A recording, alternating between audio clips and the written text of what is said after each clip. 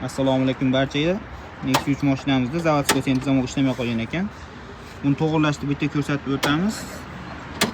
Buni blogi bir predaxanchal paketning ichida bo'ladi. Buni almashtirsanglar qimmat, juda qimmat narsa. Buni remont qilish ham oson bo'lmaydi. Shuning uchun prostoy blokda bunga moslashda hozir bitta ko'rsatib o'taman. Plus minus ulab olasizlar. Ikkita informatsiya simni shu yerdagi provodadan topib, uzib ulab olasizlar blokda.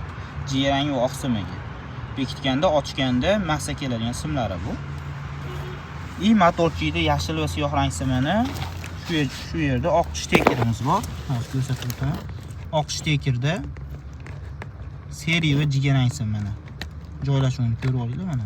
1 2 mana shu ikkalasi motorchilik. Qolgan 3 ta eshik. Ularni ham uzib siyoh rang va yashil simga ulab olsanglar, konkretni ishla oladi.